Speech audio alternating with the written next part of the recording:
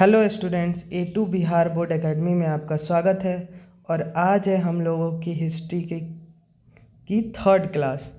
First class में हमने discuss किया था कि कितने चैप्टर्स हैं, चैप्टर्स के टॉपिक्स, ये सारी चीज़ें हमने डिस्कस की थी।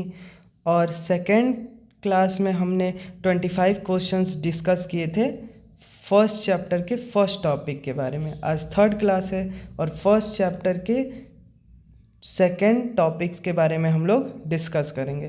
तो आज हम लोगों की हिस्ट्री की थर्ड क्लास है, ठीक है। तो सबसे फर्स्ट चैप्टर जो था हम लोग का यूरोप में राष्ट्रवाद, ठीक है। यूरोप में राष्ट्रवाद के आज सेकेंड टॉपिक हम लोग डिस्कस करेंगे फ्रेंच रिवॉल्यूशन के बारे में, ठीक है। आज फ्रेंच रिवॉल्यूशन के 25 क्वेश्चंस हम लोग डिस्कस करेंगे, ठीक है। तो आगे बढ़ते हैं फर्स्ट क्वेश्चन की तरफ, ठीक है ना। फर्स्ट क्वेश्चन हम लोग का क्या है, ठीक है, वो देखते हैं, ठीक है। तो फ्रांसीसी क्रांति कब शुरू हुई थी, ठीक है। When did the French revolution begin, ठीक है। ये हमने बताया था फर्स्ट क्लास में भी हम बताए थे, ठीक है ना। फ्रेंच रिवॉल्यूशन 1789 में शुरू हुआ था, ठीक है ना। 1789 में फ्रेंच रिवॉल्यूशन शुरू हुआ था। आगे बढ़ते हैं हम लोग अपने सेकेंड क्वेश्चन की तरफ, ठीक है। फ्रांस की राजधानी क्या है, ठीक है। फ्रांस की राजधानी क्या है? पेरिस। फ्रांस की राजधानी हमेशा याद रखिएगा, what is the capital of France is Paris. Paris France की राजधानी है, ठीक है। आगे बढ़ते हैं हम लोग, ठीक है। फ्रांसीसी क्रांति के समय फ्रांस का राजा कौन था, ठीक है। फ्रांसीसी क्रांति जब शुरू हुई थी तो उस समय फ्रांस का राजा कौन था, इस बारे में पूछा जा रहा है इस क्वेश्चन में। Who was the king of France during the French revolution. ये क्वेश्चन इम्पोर्टेंट है, आप लोग ध्यान रख लीजिएगा, ये नोट कर लीजिएगा, कहीं भी आप लोग लिख लीजिए। ये क्वेश्चन हमेशा आता है, हमेशा ये क्वेश्चन आता है कि फ्रेंच रिवॉल्यूशन के क्रांति मतलब में फ्रेंच रिवॉल्यूशन जब हुआ था उस समय राजा कौन थे, ठीक है। तो उस समय हमारे राजा थे, ठीक है ना, लुइस 16 और लुइस सी नंबर, लुइस 16, ठीक है। लुइस 16 जो थे वो हम लोग के उस समय राजा थे। फ्रेंच रिवॉल्यूशन जब हुआ था तो लुइस 16, हम लोग पिछले क्लास में भी ये चीज़ें डिस्कस किए थे कि फ्रेंच रिवॉल्यूशन के बारे में कुछ क्वेश्चन था, तो उसमें भी हम लोगों ने डिस्कस किया था लुइस 16 के बारे में, ठीक है। आगे बढ़ते हैं हम लोग फोर्थ क्वेश्चन की तरफ, ठीक है। फोर्थ क्वेश्चन ज़रा ध्यान दीजिएगा। फ्रांसीसी समाज कितने वर्गों में विभाजित था, ठीक है ना। फ्रांसीसी क्रांति हम कल भी आप लोगों को ये चीज़ें बता चुके थे, ठीक है ना, कि फ्रांसीसी क्रांति 3 वर्गों में डिवाइड थी, ठीक है ना। सबसे पहले वो लोग आते थे जो चर्च वगैरह में जाते थे, राजा महाराजा चर्च, उन्हें हर जगह की एक्सेस थी, ठीक है। दूसरे वर्ग में आते थे, ठीक है ना, जो अमीर थे, जिनके पास ज़मीन ज़्यादा था, उन्हें बहुत सारी चीज़ों की प्राप्ति थी। और तीसरे वर्ग के लोग थे किसानी, व्यापार करने वाले, किसानी, ये सब करने वाले, ठीक है। तो इसका आंसर क्या होगा? बी, 3 वर्गों में बांटा गया था, ठीक है। आगे बढ़ते हैं 5वें क्वेश्चन की तरफ, ठीक है।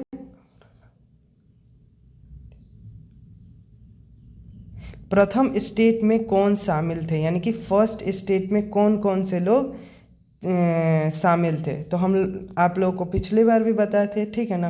पादरी, ठीक है ना, ट्रेडर, वर्कर, ये सारे चीज़, व्यापारी, मजदूर, ये सारे तीसरे वर्ग के थे। और प्रथम वर्ग के कौन थे? पादरी, ठीक है ना, समझ में आ गया, ठीक है। तो 5वां का आंसर होगा बी। आगे छठे क्वेश्चन की तरफ बढ़ते हैं। द्वितीय स्टेट में कौन शामिल थे, ठीक है। द्वितीय स्टेट में कौन शामिल थे? प्रथम में कौन थे, हमेशा याद रखिएगा, प्रथम में पादरी, ठीक है। दूसरे में दूसरे में अब इस क्वेश्चन में पूछ रहा है कि द्वितीय स्टेट में कौन शामिल थे, who belongs to the second state. ठीक है, तो दूसरे स्टेट में हमारे शामिल थे कुलीन वर्ग के लोग। ठीक है, दूसरे स्टेट में हमेशा कुलीन वर्ग के लोग थे। ठीक है ना, नोबिलिटी। ठीक है, जो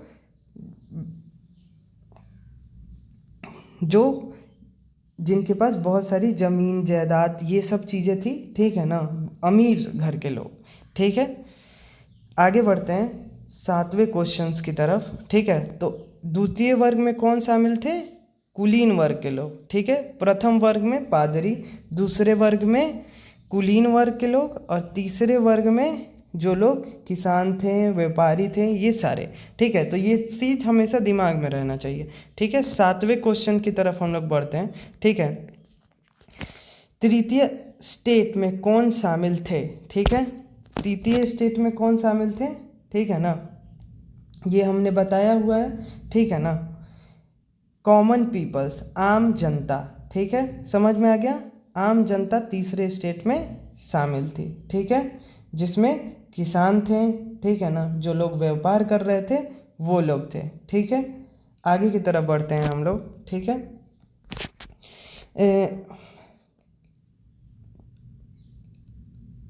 बेस्टिल का किला कब गिराया गया।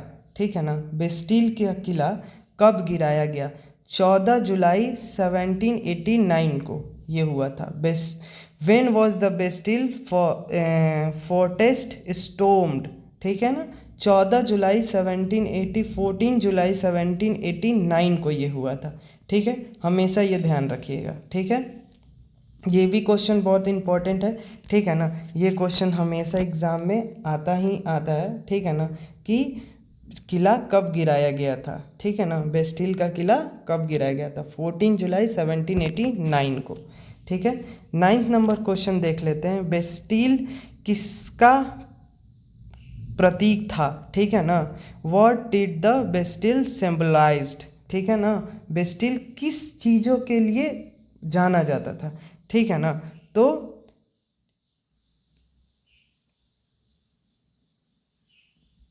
निरंकुश राजशाही के लिए बेस्टिल जाना जाता था। एक तरह का किला था जहाँ राजा लोग रहते थे। ठीक है ना, निरंकुश राजशाही के लिए बेस्टिल को जाना जाता था। ठीक है, डिस्पोटिक मोनेर्चरी। ठीक है ना, निरंकुश राजशाही। ठीक है, 10th क्वेश्चन की तरफ हम लोग बढ़ते हैं। ठीक है, 10th क्वेश्चन है हम लोग का, फ्रांसीसी क्रांति का प्रसिद्ध नारा क्या था, what was the famous slogan for the French revolution. ये हमने फर्स्ट क्लास में भी डिस्कस किया था कि फ्रेंच रिवॉल्यूशन का नारा क्या था। ठीक है ना, इसका नारा था लिबर्टी, इक्विटी और फर्टर्निटी, यानी कि स्वतंत्रता, समानता और बंधुत्व। ठीक है ना, यानी कि सबको स्वतंत्रता मिलेगी, सबको एक बराबर देखा जाएगा, और बंधुत्व यानी कि भाईचारा, हम और आप एक दूसरे के भाई हैं। समझ में आ गया ये। 11th क्वेश्चन की तरफ हम लोग बढ़ते हैं। ठीक है ना, द सोशल कॉन्ट्रैक्ट के लेखक कौन थे, who was the social contract. ठीक है ना, द सोशल कॉन्ट्रैक्ट को किसने लिखा था। ठीक है ना, रूसो ने ये लिखा था। ठीक है, समझ में आ गया। ठीक है ना, ये ध्यान रखिएगा, थोड़ा नाम डिफ़िकल्ट है। ठीक है ना, ठीक है, स्पेलिंग आप लोग देख लीजिएगा इंग्लिश में। ठीक है ना, रूसो। ठीक है, 12th क्वेश्चन की तरफ हम लोग बढ़ते हैं। ठीक है ना,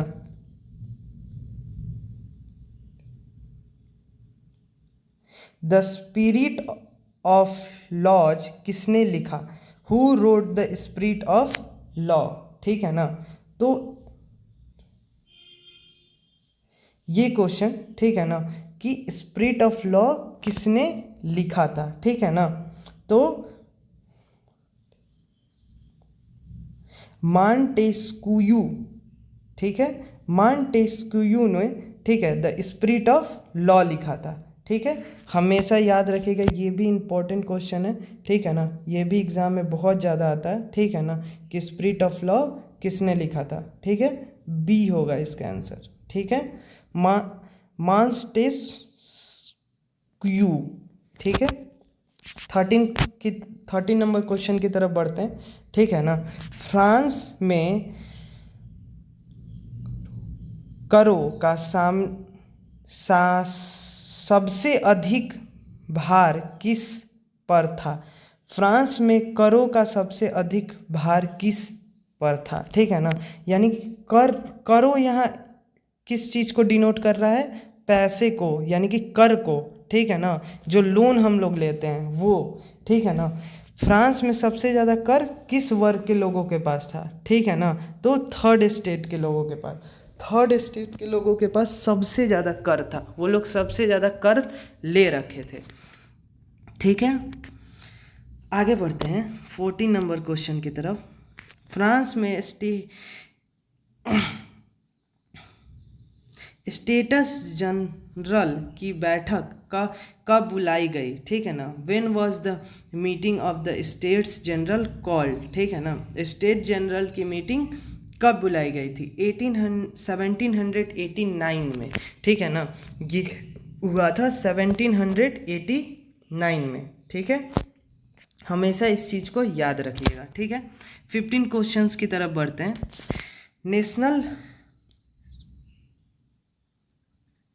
नेशनल असेंबली का गठन किसने किया, ठीक है ना, who form the national assembly, ठीक है, नेशनल असेंबली की गठन किसने की थी? तृतीय स्टेट के लोगों ने की थी, थर्ड स्टेट के लोगों ने नेशनल असेंबली की गठन की थी, ठीक है। आगे बढ़ते हैं, ठीक है। 16 नंबर क्वेश्चन, टेनिस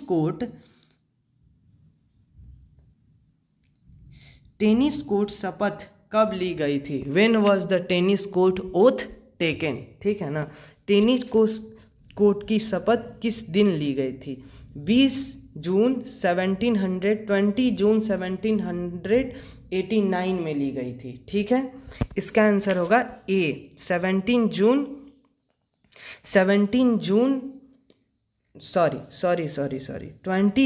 1789 में ली गई थी, इसका आंसर होगा ए, ठीक है। आगे बढ़ते हैं।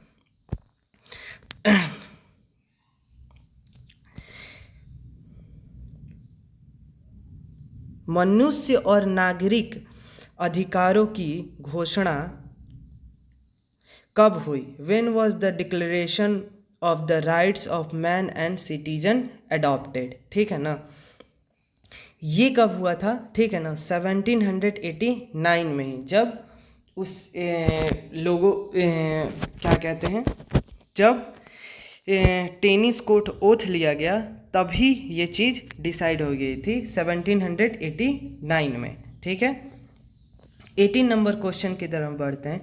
फ्रांस में गणतंत्र कब स्थापित हुई, ठीक है ना, when was the Republic established in France, ठीक है ना, ये फर्स्ट क्लास में भी हम लोगों ने डिस्कस किया था, ठीक है ना। 1792 में रिपब्लिक एस्टेब्लिश्ड हुई थी, ठीक है ना, गणतंत्र स्थापित हुआ था फ्रांस में 1792, हमेशा याद रखिएगा इस चीज़ को, 1792 में फ्रेंच एस्टेब्लिश्ड हुआ था, स्वतंत्र गठन हो गया था फ्रेंच का, ठीक है।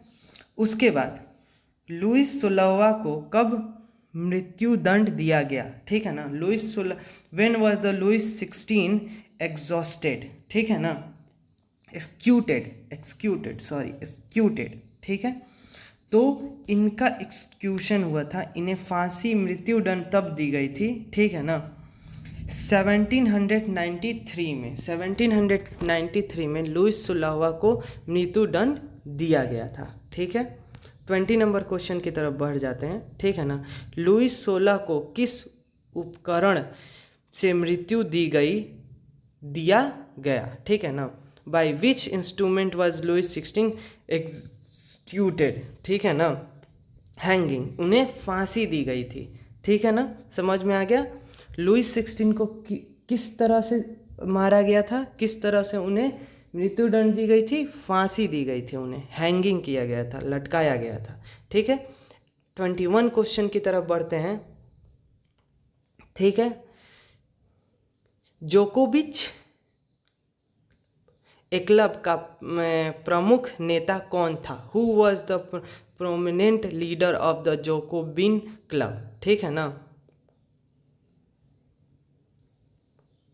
रोबोस्पियर,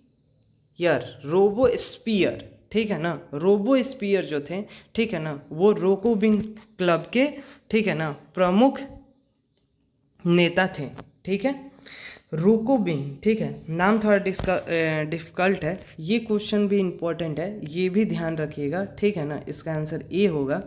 ठीक है, इसका आंसर भी ए होगा। ठीक है ना, रोकोस्पियर, ठीक है, रोकोस्पियर, ठीक है, रोकोस्पियर जो थे वो जोकोबिन क्लब के प्रमुख नेता थे। ठीक है, 22 नंबर क्वेश्चन देख लेते हैं। फ्रांसीसी क्रांति में के दौरान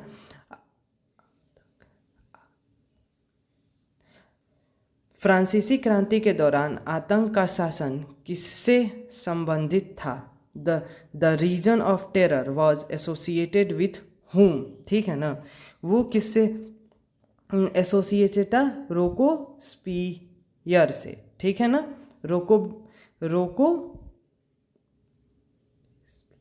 रोबोस्पियर से। ठीक है ना, रोबोस्पियर से। ठीक है ना, इसका आंसर भी बी होगा। ठीक है ना, रीजन ऑफ टेरर के कौन थे?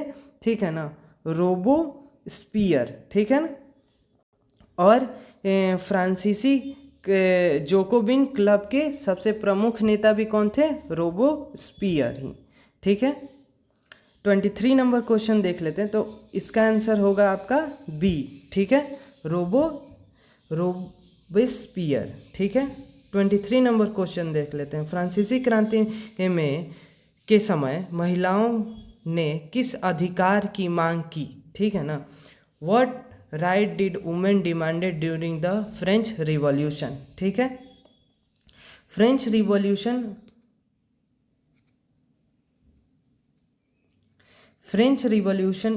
रिवॉल्यूशन जब हुआ था, ठीक है ना, तो उससे पहले, ठीक है ना, लेडीज़ को, औरतों को वहाँ वोट देने की अधिकार नहीं प्राप्त थी। ठीक है, वोट वो लोग नहीं दे सकते थे। ठीक है ना, तो उन्होंने क्या मांग किया? मतदान का अधिकार मांग किया, राइट टू वोट। ठीक है ना, औरतों को वहाँ वोट देने की अधिकार नहीं थी। ठीक है ना, तो औरतें ये चाहती थी कि हम भी इस समाज का हिस्सा हैं, तो हमें भी उतना ही हक है जितना मर्दों का हक है वोट देने का। ठीक है, तो उनकी मांग क्या थी? वोट देने की मांग थी। ठीक है, आगे बढ़ते हैं सेकेंड लास्ट क्वेश्चन की तरफ। ठीक है ना, 24 नंबर क्वेश्चन, फ्रांसीसी क्रांति ने किस विचार को बढ़ावा दिया? ठीक है ना, विच idea was promoted by the French revolution? ये फर्स्ट डे से हम लोग ये चीज़ पढ़ रहे हैं। ठीक है ना, समानती विशेष अधिकार। ठीक है ना, समानती विशेष अधिकार, फेडुअल प्रिविलेजेस। ठीक है ना, यानी कि सबको समान अधिकार दिया जाए। ठीक है ना, which ideal was promoted by the French revolution? समानती विशेष अधिकार। ठीक है ना, यानी कि सबको बराबर का हक दिया जाए। ठीक है ना, ये फ्रांसीसी क्रांति का सबसे बढ़िया कह लीजिए विचार था, या सबसे अच्छा बढ़ावा देने वाला विचार था। लास्ट क्वेश्चन की तरफ हम लोग बढ़ते हैं। ठीक है ना, लास्ट क्वेश्चन, फ्रांसीसी क्रांति का यूरोप पर क्या प्रभाव पड़ा? ठीक है ना, फ्रांसीसी क्रांति से यूरोप पे किस तरह की किस चीज़ की प्रभाव पड़ी सबसे ज़्यादा? What was the impact of the French revolution on Europe? ये हम लोग फर्स्ट डे से ये चीज़ भी डिस्कस किए हैं, हमने फर्स्ट डे भी ये चीज़ डिस्कस किया। ठीक है ना, स्वतंत्रता और राष्ट्रवाद के विचार फैले। ठीक है ना, ठीक है, ideas of liberty and nationalism spread. ठीक है ना, सारे लोग अपने देश के प्रति वफादार होना चाह रहे थे और लवलीहुड ब्रदरहुड में विश्वास करने लगे थे। ठीक है, तो 25 का आंसर क्या होगा? ए, स्वतंत्रता और राष्ट्रवाद के वे विचार फैले। ठीक है, फ्रेंच रिवॉल्यूशन के थ्रू जो यूरोप में हुआ था। ठीक है, तो आज के हमने 25 क्वेश्चंस कवर कर लिए हैं। Thank you all of you. जो भी आप लोग को दिक्कत या परेशानी होगी, ठीक है, वो सारी चीज़ें आप लोग हमें टेलीग्राम या कमेंट में डिस्कस कर सकते हैं। जो भी अगर आप लोगों को इसकी आंसर शीट चाहिए होगी वो भी हम प्रोवाइड कर सकते हैं अपने टेलीग्राम चैनल पे। जो भी आप लोग के डाउट्स होंगे, जो भी चीज़ें आप लोग को प्रॉब्लम होगी, अगर हमारा पढ़ाया हुआ आपको पसंद आ रहा है तो हमें अप्रिसिएट करें, हमें लाइक फॉलो सब्सक्राइब करें, ताकि हम और आगे और अच्छे से कवर कर सकें सारे चैप्टर्स को, सारे सिलेबस को। ठीक है ना, आपके सपोर्ट से हम और आगे बढ़ सकते हैं। Thank you all, thank you so much.